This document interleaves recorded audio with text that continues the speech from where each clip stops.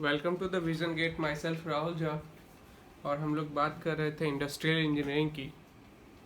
Industrial engineering में हम लोग सीपीएम पर का लेक्चर चालू था हमारा। तो पहले हम लास्ट लेक्चर में जो कवर किए थे उसे एक बार फिर से रिवाइज करेंगे कम टाइम में, और फिर इस लेक्चर को आगे कंटिन्यू करेंगे। ठीक है। तो लास्ट लेक्चर में हमने क्या देखा था, मेन टॉपिक को एक बार फटाक से रिवीजन कर लेते हैं, जल्दी से जल्दी जितना हो सके। तो बेसिकली हम लोग सीपीएम नेटवर्क से स्टार्ट किए थे, और CPM CPM network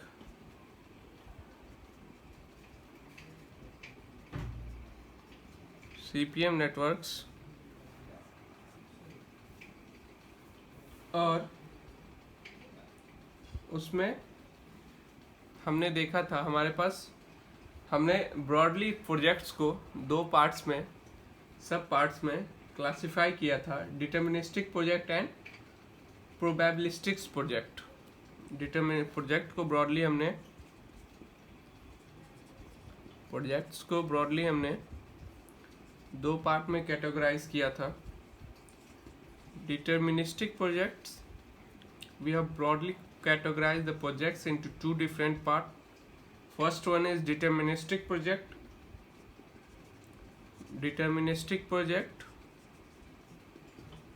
and the second one is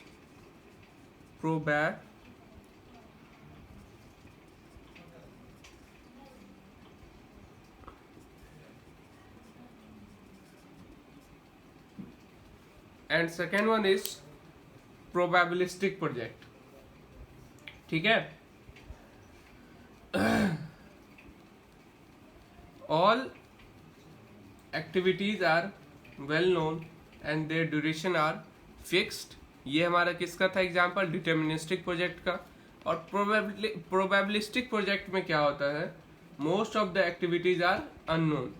हमारा एक्टिविटीज क्या रहता है, अननोन रहता है, न्यू रहता है, and their durations are probabilistic uncertain. ठीक है। यहाँ तक क्लियर हो गया हमारे पास। ठीक है। What is more realistic than CPM, ये भी मैंने बताया था। और इसके बाद हमने मेजर जो एक इम्पोर्टेंट टॉपिक कवर किया था वो स्लैक एंड फ्लोट का, स्लैक कैलकुलेशन का और फ्लोट कैलकुलेशन का।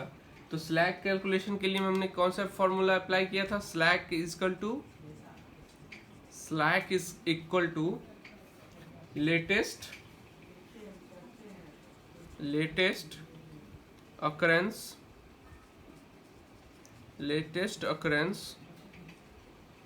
time of the event, latest occurrence time of the event minus earliest occurrence time of the event। यहाँ तक clear. Latest occurrence time of the event minus earliest occurrence time of the event. यहाँ तक clear सभी को।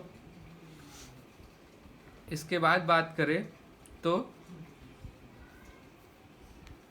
हमने क्या देखा था, earliest occurrence time of the first event क्या होता है, 0 के इक्वल होता है। और हम लोग अर्लीस्ट अकरेंस टाइम निकालने के लिए फॉरवर्ड पास टेक्निक का यूज करते हैं। ठीक है। तो यहाँ से हम लोग कंटिन्यू करते हैं फिर से आज का लेक्चर, क्योंकि अच्छे से लास्ट में मैंने बताया था, बट जिनको समझ में नहीं आया हो फिर वो आज यहाँ से कंटिन्यू कर सकते हैं। ठीक है। चलिए इसे रब करते हैं और आज का लेक्चर चालू करते हैं। कहाँ से, फॉर अर्लीस्ट अकरेंस टाइम को फाइंड करने से एंड फॉरवर्ड पास टेक्निक से। ठीक है।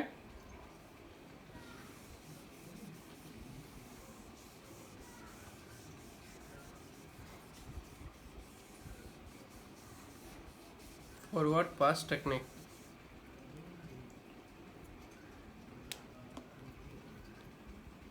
फॉरवर्ड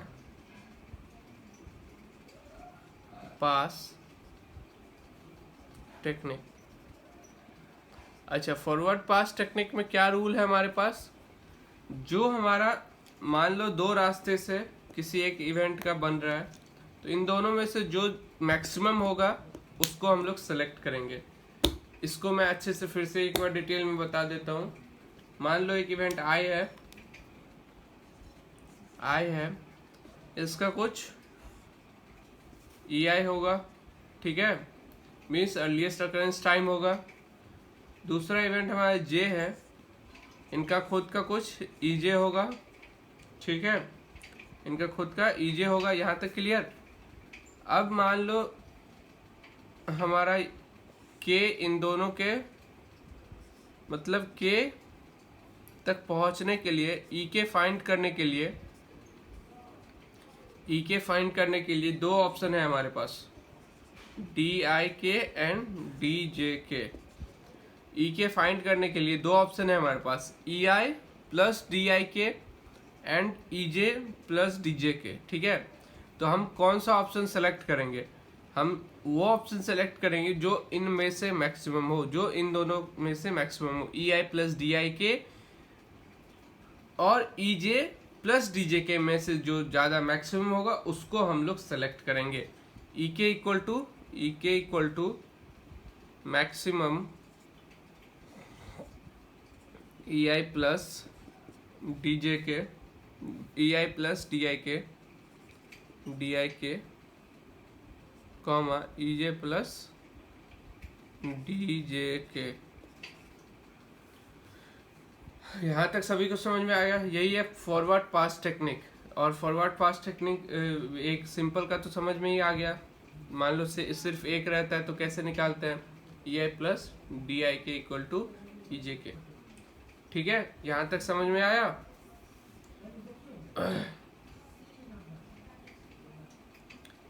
यहाँ पे एक स्टार मार्क डाल के लिखिए earliest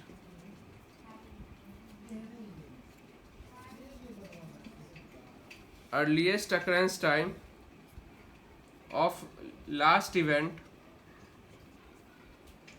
earliest occurrence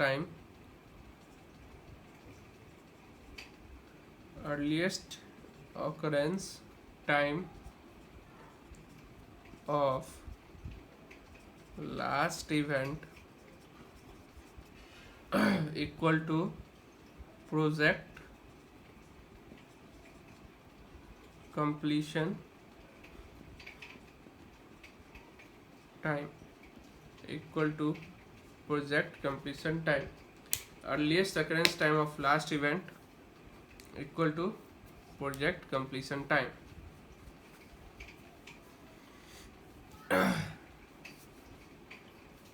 earliest occurrence time of last event equal to project completion time। यहाँ तक सभी को समझ में आ रहा है? इसके बाद बात करते हैं हम लोग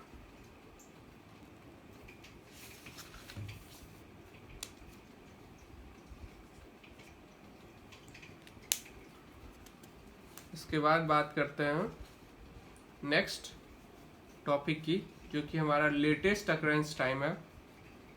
latest occurrence time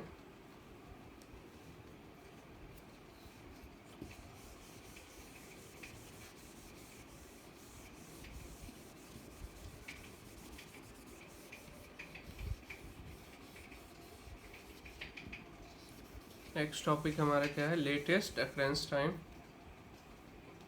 latest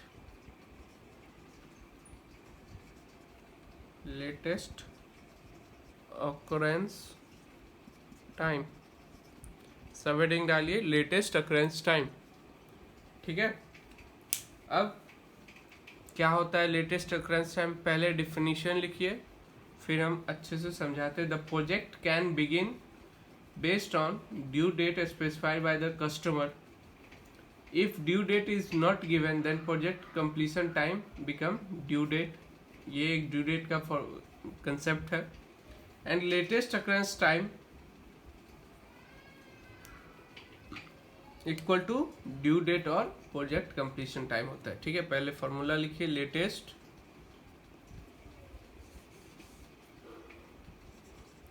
latest occurrence time, लेटेस्ट occurrence time, latest occurrence of last event equal to due date of project completion time। यहाँ तक clear? Latest occurrence of last event equal to due date और project completion time, यहाँ तक clear हो गया। अब ये ड्यू डेट क्या होता है? Latest occurrence time of last event equal to last event जो हमारा होगा किसी भी डायग्राम में, प्रोजेक्ट डायग्राम में वो क्या होगा? प्रोजेक्ट कंप्लीशन टाइम के बराबर होगा। ठीक है, या फिर ड्यू डेट के बराबर होगा। और ड्यू डेट क्या होता है? ड्यू डेट क्या होता है? The project can begin based on the due date. Due date means हमारा कस्टमर जो भी ड्यू डेट दे रखा है, मतलब इस टाइम को प्रोजेक्ट कंप्लीट होना है, उसे ड्यू डेट लेते हैं। अगर प्रोजेक्ट कंप्लीशन ड्यू डेट नहीं दे रखा है तो प्रोजेक्ट कंप्लीशन टाइम को हम लोग ड्यू डेट एज्यूम करते हैं। ठीक है, तो नोट डाउन करिए, the project can begin based on the project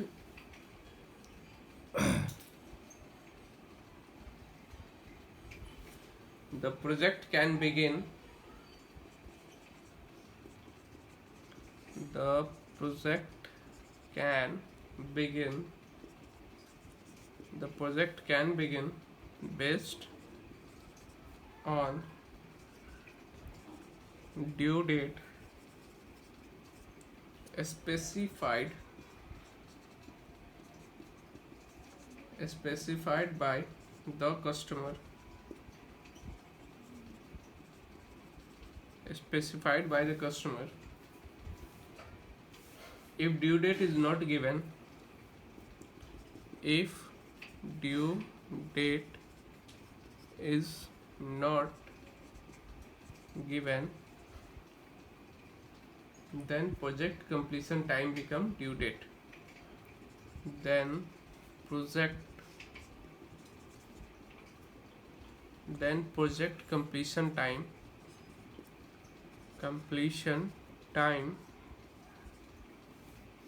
becomes due date। यहाँ तक सभी को clear? The project can begin based on due date specified by the customer. If due date is not given, then project completion time become due date।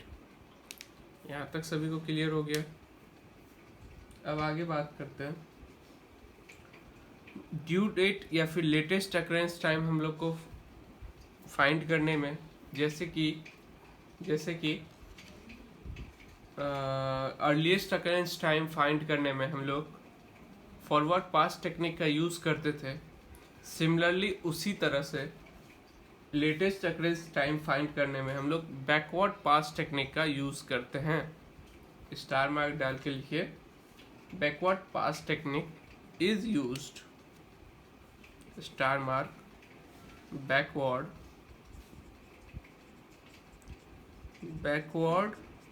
Pass technique, backward pass technique is used. यहाँ तक clear? Backward pass technique is used, backward pass technique is used. यहाँ तक सभी को clear? अब आगे बात करते हैं हम लोग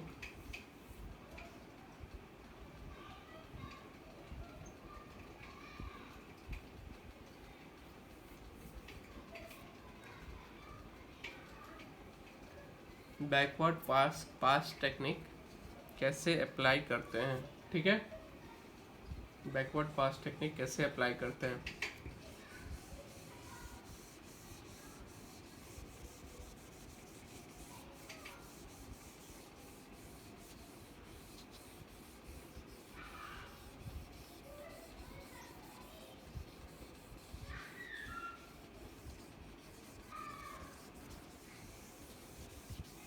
बैकवर्ड पास टेक्निक कैसे अप्लाई करते हैं। सब हेडिंग डालिए backward pass technique. Backward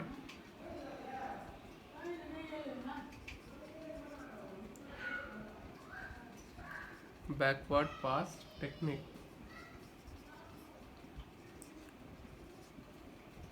clear.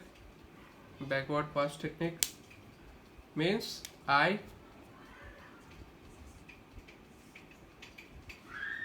J DIJ, ठीक है।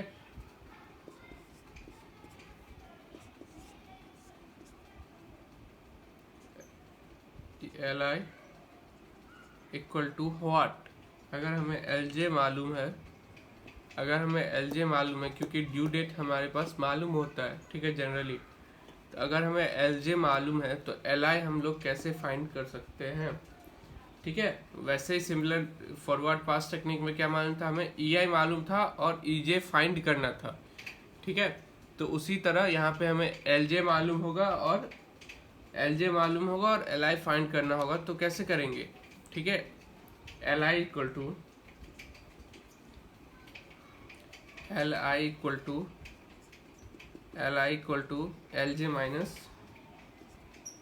Minus DIJ। LI equal to LJ minus DIJ। यहाँ तक क्लियर हो गया। LI equal to LJ minus DIJ, यहाँ तक क्लियर है सभी को। अब आगे बढ़ते हैं। अगर हमारे पास दो रास्ते हों तो क्या करेंगे हम लोग। वहाँ पे तो दो रास्ते में हम लोग मैक्सिमम चूज करते थे फॉरवर्ड पास टेक्निक में, बट यहाँ पे बैकवर्ड पास टेक्निक में हमें मिनिमम चूज करना होगा, ठीक है। बैकवर्ड क्लियर समझ लो। फॉरवर्ड पास टेक्निक में हम लोग मैक्सिमम ऑफ चूज करते थे। जो दोनों रास्ते में से जो मैक्सिमम होगा उसको चूज करेंगे, बट फॉरवर्ड पास टेक्निक में हम लोग मिनिमम चूज करते, ठीक है। यहाँ तक क्लियर। ओके, अब आगे बात करते हैं I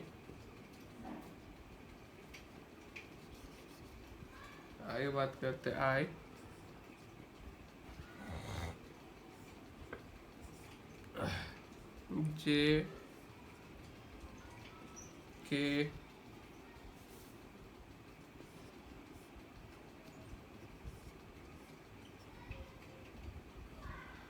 LJ and LK, और ये हमारे पास LI है, ठीक है। LI है तो LI कैसे फाइंड कर सकते हैं, ठीक है। यहाँ पे हमारे पास क्या होगा, DIJ। कैसे डिनोट करते हैं ये ध्यान में रखिए आप लोग। अब L क्या होता है, E क्या होता है, D क्या होता है, DIJ कैसे रिप्रेजेंट करते हैं, ठीक है।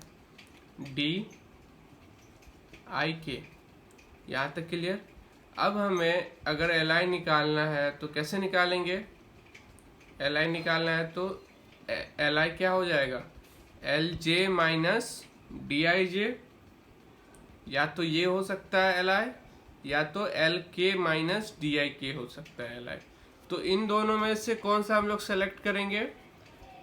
तो हम लोग क्योंकि बैकवर्ड पास टेक्निक का यूज कर रहे हैं तो दोनों में से जो मिनिमम होगा उस वैल्यू को हम लोग सेलेक्ट करेंगे, ठीक है। दोनों में से जो मिनिमम होगा उस वैल्यू को हम लोग सेलेक्ट करेंगे। यहाँ तक clear. LI equal to minimum of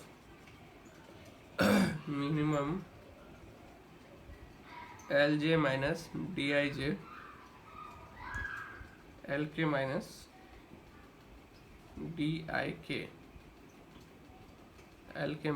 DIK। यहाँ तक सब कुछ समझ में आ गया।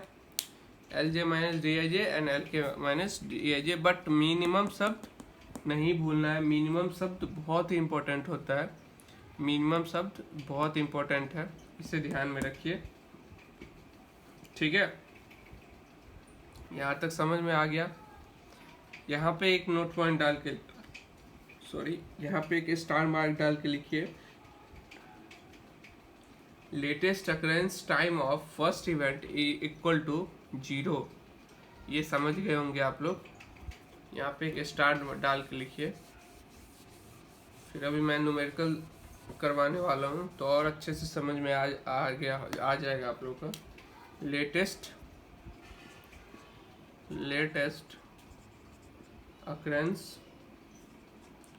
occurrence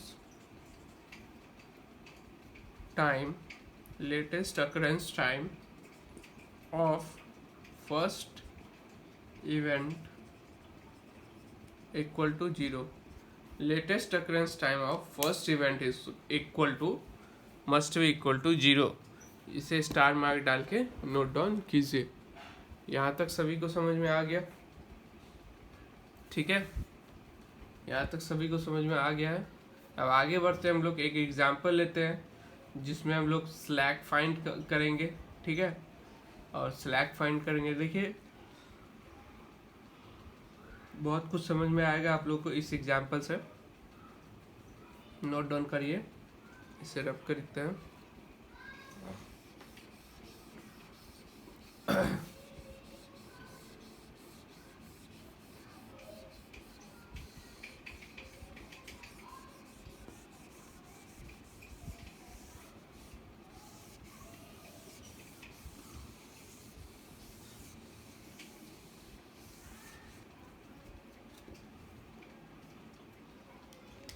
Find the slag of example. Find the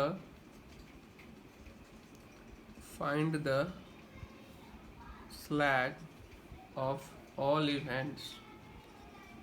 Slags of all events. यहाँ तक clear? Find the slags of all events. अब स्लैग बनवाने के लिए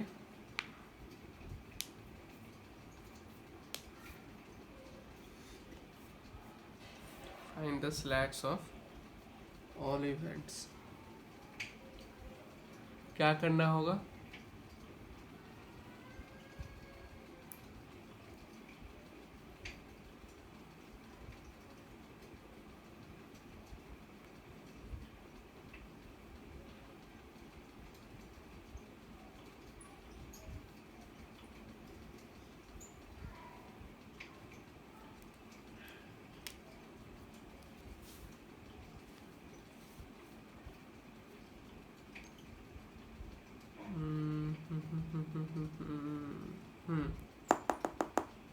तो जस्ट सेकेंड, मैं कुछ अच्छा क्वेश्चन ढूंढ रहा हूँ जिससे समझ में आ जाए। चलिए लिखिए एक्टिविटी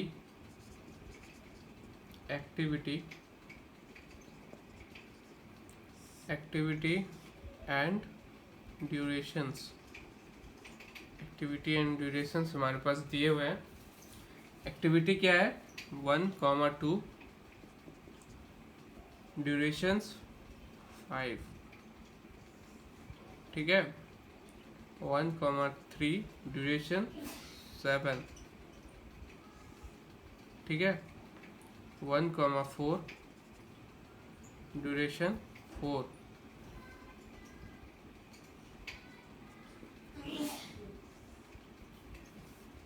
2,4 ड्यूरेशन 6। 2,5 ड्यूरेशन 5।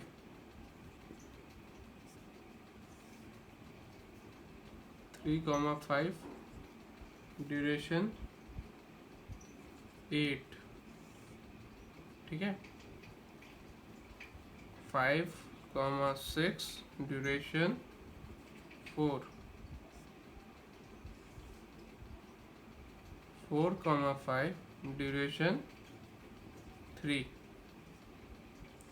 यहाँ तक क्लियर?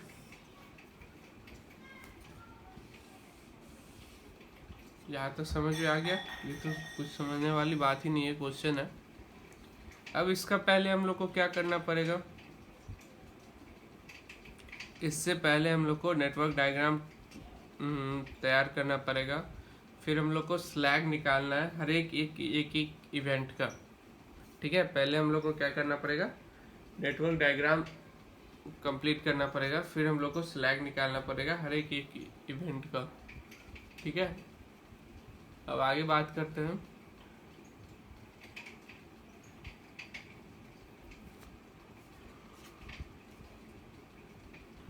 तो नेटवर्क डायग्राम कैसे कंप्लीट करेंगे, यहाँ पे आप लोगों को दिख रहा होगा बिना किसी स्टार्ट के 1 से 2, 1 2 3, 1 2 4। 1 से हमारे पास 3 इवेंट स्टार्ट हो रहे हैं, 1 3 4, 1 2 3 4, 1 2 3 4। ओके, फिर 2 to 4, फिर 2 to 5, and then 3 to 5, and then 5 to 6, okay, and then 4 to 5।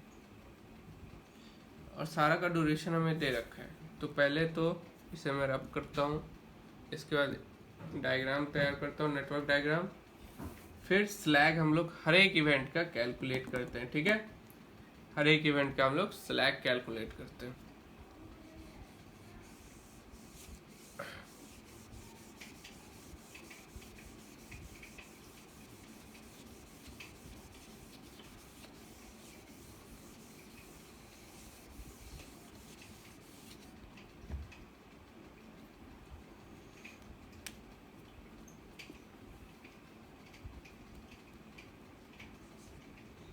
One मैं ड्रॉ कर रहा हूँ, फिर आप लोग बताइएगा सही है ना।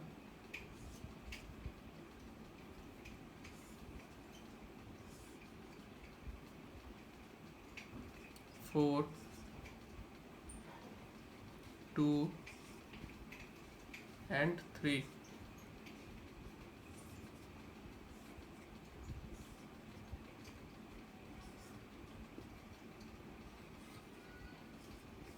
फाइव, 6, यहाँ तक क्लियर। तो हमारे पास जो ड्यूरेशन दे रखा था 1 का, हम लोग हमेशा क्या लेंगे, 0,0 स्टार्ट इवेंट है। ठीक है, और ठीक है, क्योंकि हमने एक स्टार मार्क डाल के लिखवाया था। लेटेस्ट अकरेंस टाइम और अर्लीस्ट अकरेंस टाइम क्या होता है, फर्स्ट इवेंट का हमेशा क्या होता है, 0 होता है। ठीक है, ये हमेशा याद रखिएगा, लेटेस्ट और अर्लीस्ट अकरेंस टाइम जो फर्स्ट इवेंट का होता है हमारे पास, वो हमेशा 0 होता है। ठीक है, अब आगे बढ़ते हैं। आगे हमें 1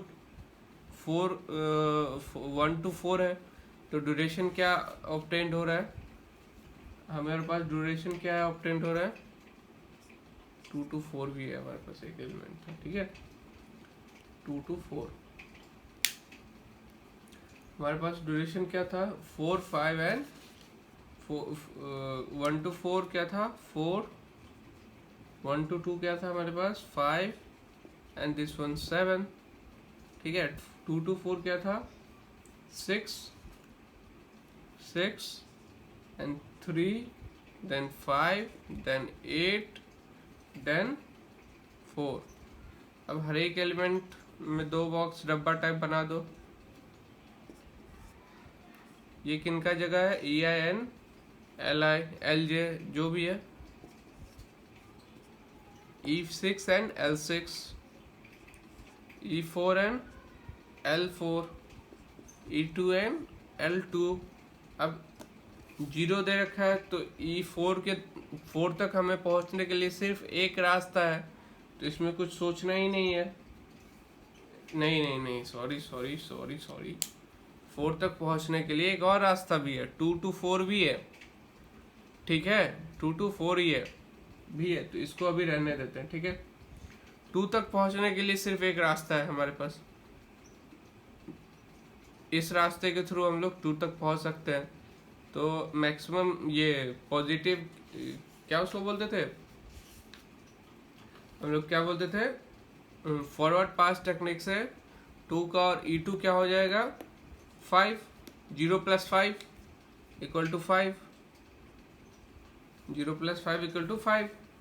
और यहाँ तक पहुँचने के लिए भी हमारे पास एक ही रास्ता है, तो 0 + 7 = 7। ठीक है, 0 + 7 = 7। ओके, अब 4 तक पहुँचने के लिए हमारे पास दो रास्ते हैं, एक तो ये 1 to 4 एंड एक 1 2 एंड देन 2 to 4। ठीक है, तो E4 क्या हो जाएगा, अगर मैं 1 to 4 रास्ता सेलेक्ट करूं तो 0 + 4 = 4 एंड ये अगर रास्ता मैं सेलेक्ट करता हूं तो 5 + 6 = 11। तो मैंने क्या रूल बताया था, जो अगर दो रास्ता हो एक कॉमन जगह पे पहुंचने के लिए, तो हम लोग कौन सा रास्ता सेलेक्ट करेंगे, फॉरवर्ड पास टेक्निक में मैक्सिमम वाला। तो यहाँ पे क्या आ जाएगा, 11। समझ में आ गया। अब आगे बढ़ते हैं। अब देखो 5 तक पहुंचने के लिए हमारे पास तीन रास्ते हैं, ये और ये, 3 to 5, 2 to 5 एंड 4 to 5। तो इनमें से कौन सा हम लोग सेलेक्ट करेंगे, जो हमारे पास मैक्सिमम होगा। ठीक है, जो हमारे पास मैक्सिमम होगा। ठीक है, यहाँ तक समझ में आ गया। मैक्सिमम क्या होगा हमारे पास, जैसे कि देखो यहाँ पे 11 है, 11 + 3 =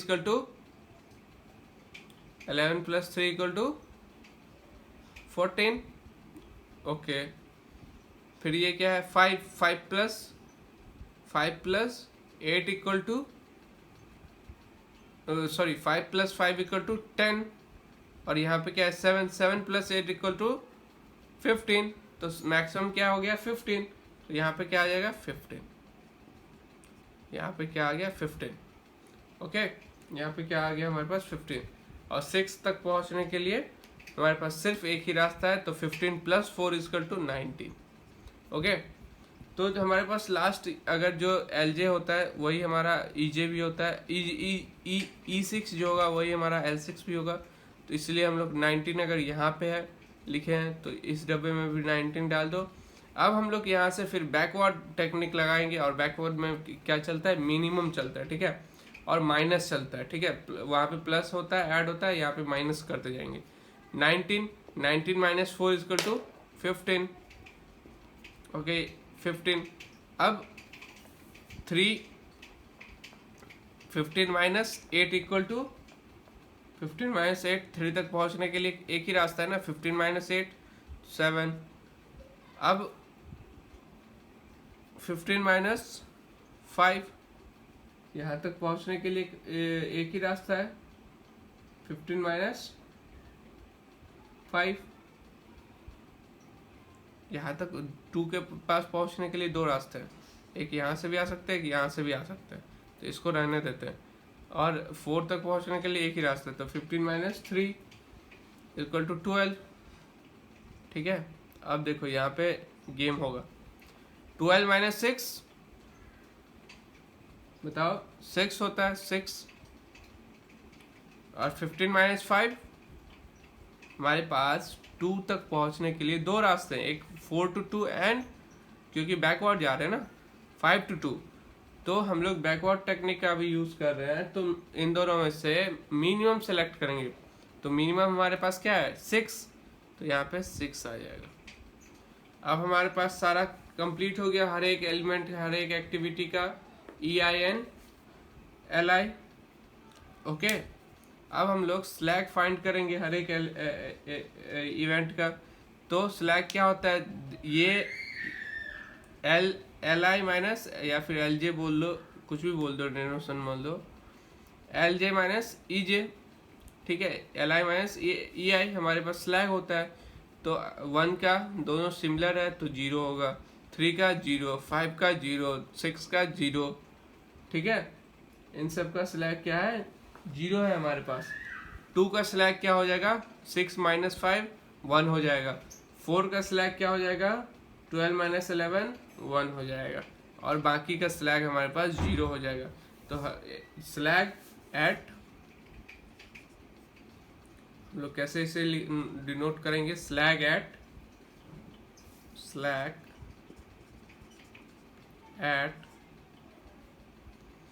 1 1 3 5 6 will be 0, 1 3 5 6 equal to 0 and slag at 2 equal to 6 minus 5 equal to 1. Slag at 4 equal to 12 minus 11 equal to 1. ठीक है, यहाँ तक क्लियर? यहाँ तक क्लियर? स्लैग फाइंड करने आ गया हम लोग को। ठीक है, फ्लोट आगे देखेंगे, पहले स्लैग तक तो समझ में आ गया ना, स्लैग कैसे फाइंड करते हैं। अगर यहाँ तक किसी को कोई प्रॉब्लम हो तो बताएंगे स्लैग कैसे फाइंड करते हैं। यहाँ तक कोई प्रॉब्लम नहीं होना चाहिए था। ठीक है, अब हम एक एग्जांपल और लेंगे, ठीक है, जिससे कोई दिक्कत ही नहीं हो कंसेप्ट में कोई, क्योंकि यही एग्जांपल, यही क्वेश्चन गेट में आएगा। ठीक है, यही नहीं मतलब इस टाइप पे ही आएगा। तो फिर जो ज़्यादा इम्पोर्टेंट है उस पर ज़्यादा ध्यान देना चाहिए, इसलिए इसके ऊपर एक और क्वेश्चन कर लेते हैं हम लोग।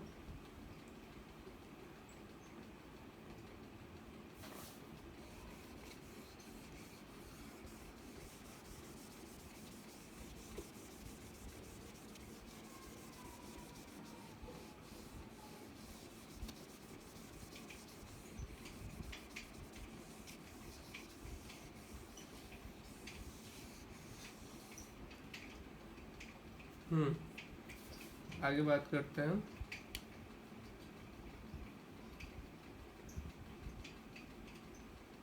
Question activity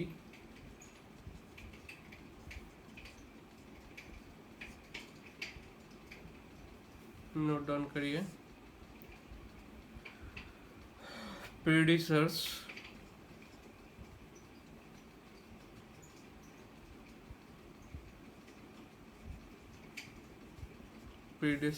and durations. यहाँ तक clear? Activity, predecessors and duration. Activity क्या है हमारे पास? A, B, C, D, E, F and G, ये हमारे पास एक्टिविटी है। ठीक है,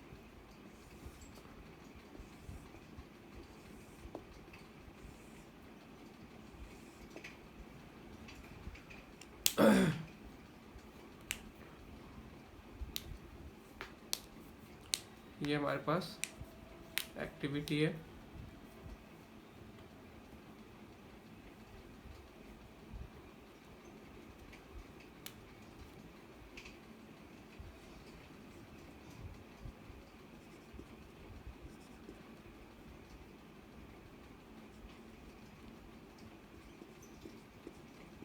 ये हमारे पास प्रीडिसर्स एलिमेंट है।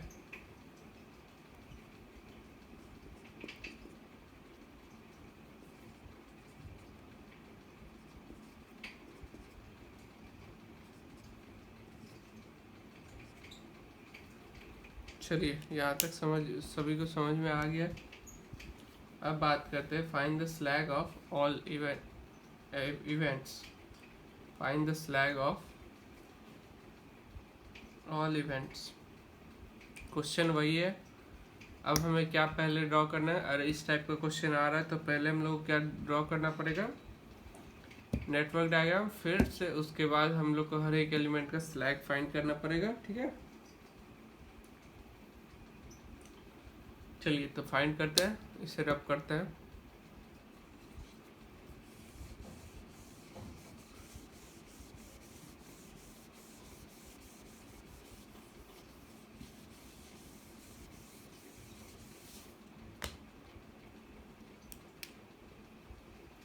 एक्टिविटी, तो पहले मैं डायग्राम बनाता हूँ, फिर आप लोग क्या दिया हुआ था? ए और बी का प्रेडिसर्स कुछ भी नहीं था। अगर कुछ भी नहीं है प्रेडिसर्स मतलब ए और बी बिना किसी स्टार्ट के चालू है हमारा। ये क्या? ए क्या टाइम दे रखा था? ड्यूरेशन 2। बी का भी ड्यूरेशन क्या दे रखा था? 2। ठीक है, यहाँ तक क्लियर हो गया। ये 2 एंड ये 3। यहाँ तक मैंने सभी को सभी समझ में आ गया होगा यहाँ तक सभी को। फिर सी और डी क्या दे रखा था, ए के कंप्लीशन के बाद हमारा 2 इवेंट चालू हो रहा है, सी और डी। ए हमारा जहाँ पे यहाँ पे कंप्लीट हो रहा है, तो हमारे पास 2 इवेंट है, सी और डी। तो मैंने 2 रास्ते चुन लिए, सी और डी।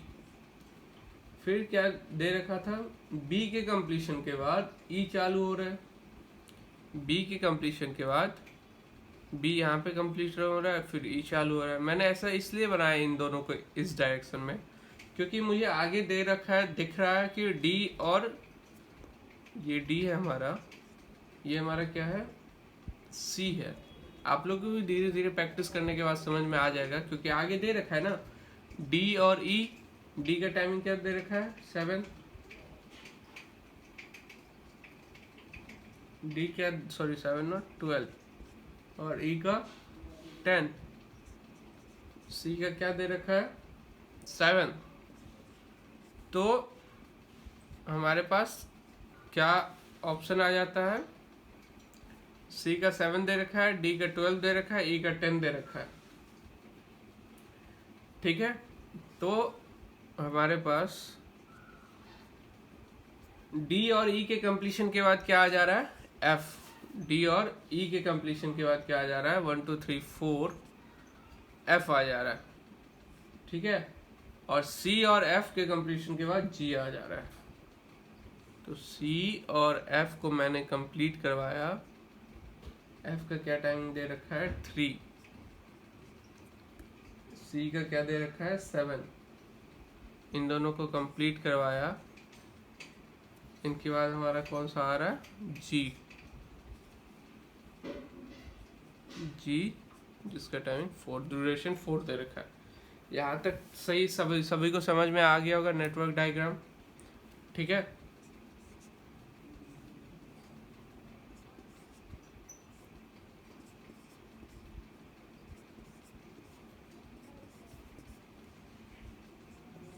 सबसे पहला डब्बा बना ले। स्लैग जब भी फाइंड करने आए तो यही करना है। ठीक है, 1 0 0, ऑलवेज स्टार्ट विद 0 0। अब हमें अगर थर्ड एलिमेंट तक पहुंचना है तो एक ही रास्ता है ना, पहले फॉरवर्ड करते फिर बैकवर्ड पीछे आएंगे। 0 + 2 2, 2 + 10 2 + 10 12। बट यहाँ पे सतर्क होने की ज़रूरत है, क्योंकि यहाँ पे हमारे पास 2 रास्ते हैं। इन दोनों में से जो मैक्सिमम होगा वो हम लोग सेलेक्ट करेंगे। ठीक है, यहाँ पे क्या है, 2, 0 + 2 2, 2 + 12 = 14, बट 2 + 10 = ओनली 12। तो हम लोग क्या लेंगे, 14 लेंगे, बिकॉज हमने रूल पढ़ा था कि मैक्सिमम हम लोग सेलेक्ट करते। ठीक है, अब यहाँ पे भी आने के 2 रास्ते हैं, 5 तक आने के 2 रास्ते हैं, 4 to 5 एंड 2 to 5। तो इन दोनों में से जो मैक्सिमम होगा वो हम लोग सेलेक्ट करेंगे। 7 + 2 9, 14 + 3 17। तो हम लोग क्या सेलेक्ट करेंगे, 17। 6 पे एक ही रास्ता है, 17 + 4 21। ठीक है, जो ये रहेगा 21 वही हमारा इधर भी आ जाता है 21। तो 21 - 4 = 17। 20 - 4 = 17। अब 4 तक जब पहुंचने के लिए हमारे पास कितने रास्ते हैं, सिर्फ और सिर्फ एक ही रास्ता है, 17 - 3 14। ओके, अब 2 तक पहुंचने के लिए हमारे पास 2 रास्ते हैं, 5 to 2 एंड 4 to 2। तो 17 - 7 10 आ रहा है, 14 - 12 2 आ रहा है। तो हम लोग मिनिमम लेते हैं, तो यहाँ पे क्या आ जाएगा, हमारे पास 2 आ जाएगा। ठीक है, 3 तक पहुँचने के लिए हमारे पास एक ही रास्ता है। ठीक है, तो एक ही रास्ता है, तो 14 - 10 = 14 - 10 = 14 - 10 = 4। हर एक एलिमेंट का ई एन जे कंपोनेंट हमारे पास EI मिल चुका है, तो स्लैग आराम से निकल सकता है ये GI - EI करके। तो एलिमेंट 1 4 5 6 का तो 0 होगा, क्योंकि सेम है, एलिमेंट सेम है। ये एन जे है। 3 का क्या हो जाएगा सिलेक्ट, 4 माइनस 2 2, और 2 का भी तो सेम ही है, 2 का भी 0 हो जाएगा। बस नोट डाउन करिए। चलिए इसमें अगर क्रिटिकल पूछ दे तो क्रिटिकल भी फाइंड कर लेते हैं। अगर हमें क्रिटिकल पूछ दे कहीं पे तो क्रिटिकल भी फाइंड करने आना तो चाहिए ना, और मैंने सिखाया भी है तो लगे हाथ तो उसको भी फाइंड कर लो। हमारे पास 3 रास्ते हैं 6 तक पहुंचने के लिए, 1 2 5 एंड 6, 1 2 4 5 एंड 6, 1 3 4 5 6। ठीक है, तो इन सभी का ड्यूरेशन निकालते हैं। Path and duration, path and duration 1 2 5 6, duration 13,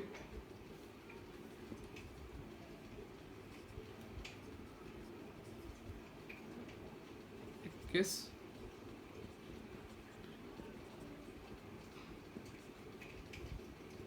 14।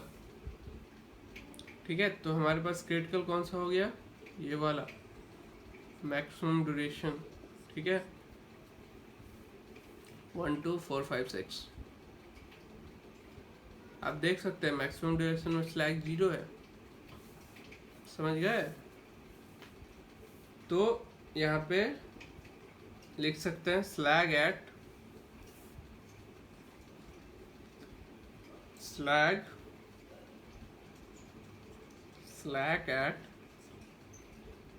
1 2 4 5 and 6 equal to 0, slack 0 है, एंड स्लैग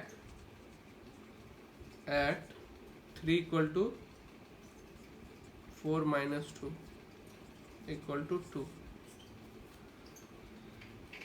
क्लियर, स्लैग हमारे पास क्लियर हो गया। ठीक है, यहाँ तक सभी को समझ में आ गया हो।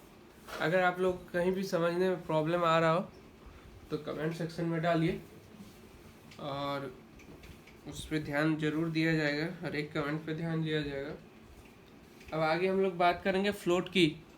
ठीक है, कुछ भी प्रॉब्लम हो जाए, कोई नया टॉपिक स्टार्ट करना है या कुछ टॉपिक छूट रहा हो, कुछ भी सब्जेक्ट से रिलेटेड, पढ़ाई से रिलेटेड, टीचिंग स्टाइल्स के रिलेटेड कुछ समझ में नहीं आ रहा हो, कुछ चेंज करना हो, कुछ सजेशन देना हो, तो निफिक्र होके कमेंट बॉक्स में डालिए, उस पर ध्यान दिया जाएगा। ठीक है, आगे बढ़ते हैं फ्लोट की तरफ। फ्लोट की तरफ आगे बढ़ते हैं।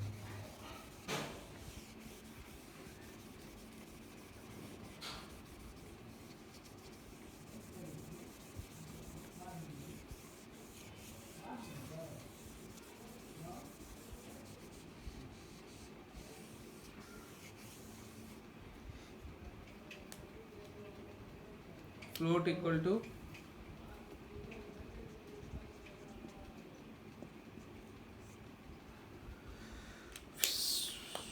चलिए स्लैग हम लोग बहुत अच्छे से समझ में आ गया।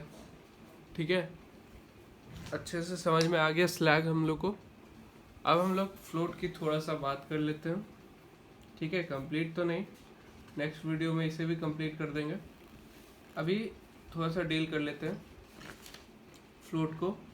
फ्लोट हमारे पास क्या है, it's a permissible delay period for the activity. It's a permissible delay period for the activity. Float हमारे पास क्या है, permissible delay period for the activity.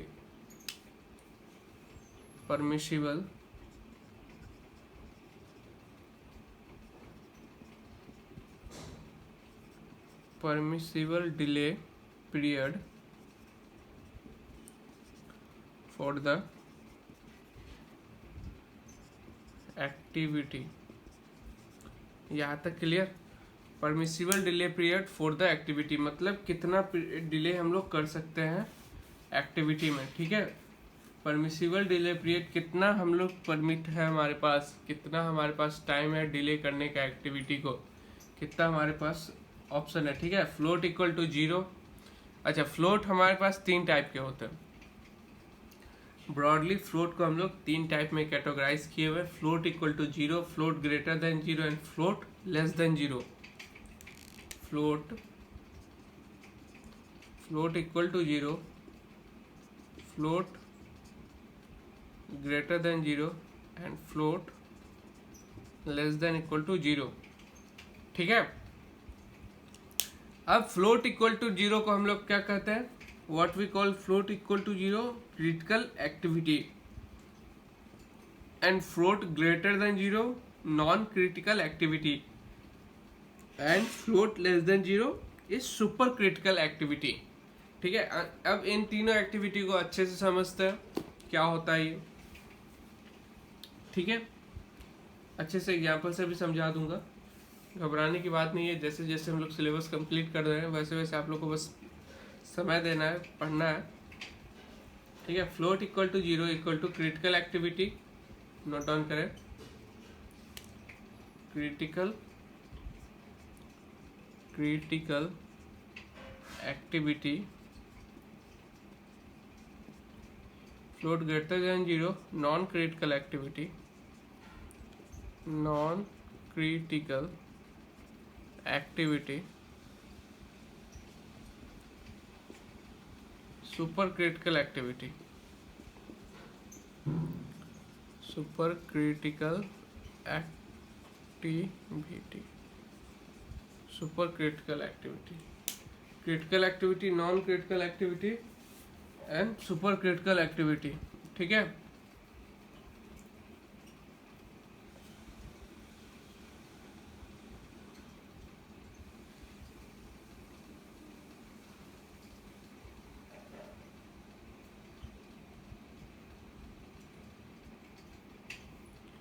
अब यहाँ पे एक नोट पॉइंट डाल के लिख सकते हैं, फ्लोट के वैल्यू पे ही डिपेंड करता है किस एक्टिविटी को कितना इम्पोर्टेंस दिया जाए, ठीक है। जैसे कि अगर आपके पास पैसा है, पावर, तो उस पर डिपेंड करेगा आपको कितना इम्पोर्टेंस मिलता है, ठीक है।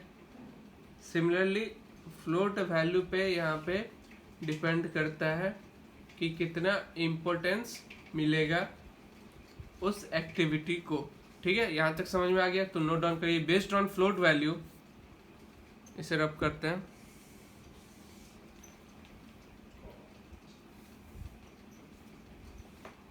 Based on float value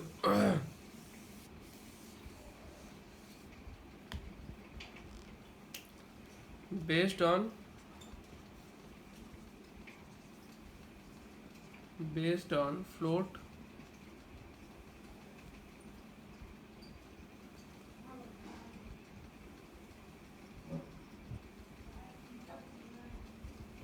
values activities are given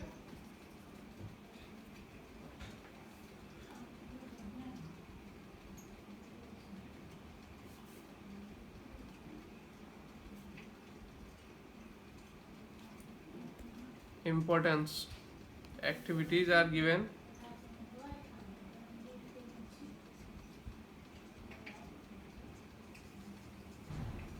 based on float value, activities are given importance, ठीक है।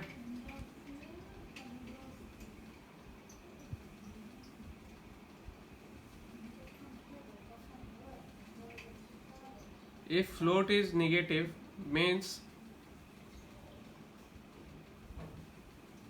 अगर फ्लोट नेगेटिव है मतलब क्या है इसका, the activity is given highest priority and some extra resources required to complete the activity, ठीक है। अब तीनों फ्लोट के बारे में हम थोड़ा सा जानकारी देते हैं।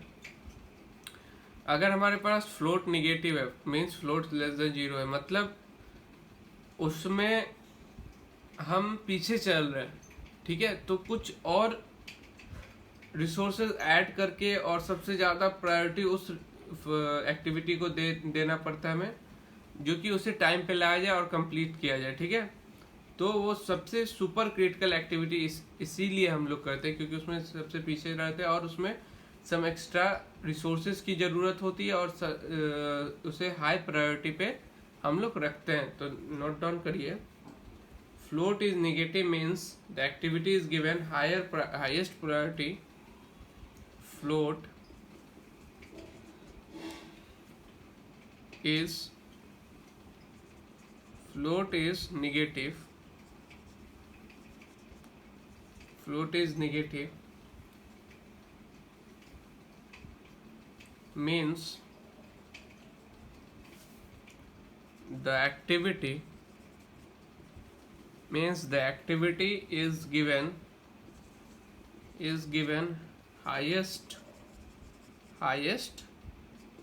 priority. The activity is given highest priority and some extra resources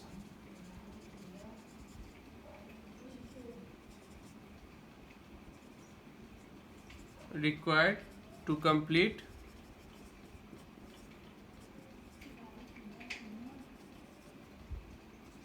the activity.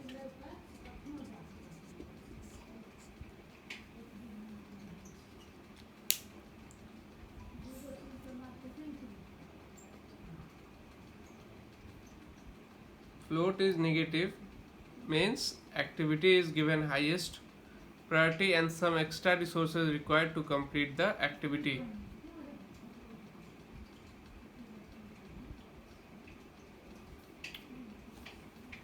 अब हमारे पास फ्लोट 0 है, इसका क्या मतलब,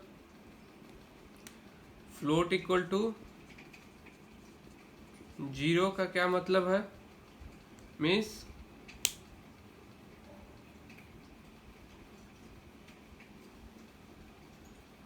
activity is given priority, activity को हमें प्रायोरिटी देना है बट हम लोग को एक्स्ट्रा अमाउंट ऑफ रिसोर्सेज नहीं ऐड करना है।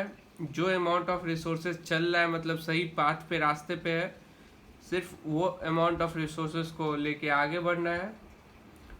Delay is not permitted here also, delay is not permitted क्योंकि हम फ्लोट 0 पे हैं, ठीक है। और float equal to greater than 0 का क्या मतलब है, activity is given less priority and delay is permitted. यहाँ पे डिले कर सकते हैं क्योंकि हम लोग को मतलब जहाँ रीच करना है उससे बहुत आगे हम लोग आराम से रीच कर लेंगे, तो थोड़ा सा डिले भी हो जाए उस कंप्लीशन टाइम तक तो हम लोग कंप्लीट करके प्रोजेक्ट टाइम पे हम लोग डिलीवर कर सकते हैं। ऑलरेडी हम लोग आगे हैं, ठीक है। फ्लोट इज ग्रेटर देन 0 मतलब ऑलरेडी हम लोग आगे हैं, तो हम लोग आराम से उसे कंप्लीट करके दे सकते हैं, ऑन टाइम दे सकते हैं। तो इसलिए हम लोग ना तो एक्स्ट्रा रिसोर्सेज की ज़रूरत है, ना तो ग्रेटर प्रायोरिटी की ज़रूरत है। यहाँ पे डिले भी परमिटेड है, ठीक है। यहाँ तक समझ में आ गया, डिले भी हमारा यहाँ तक परमिटेड है। फ्लोट ग्रेटर देन 0 भी आप लोगों को समझ में आ गया।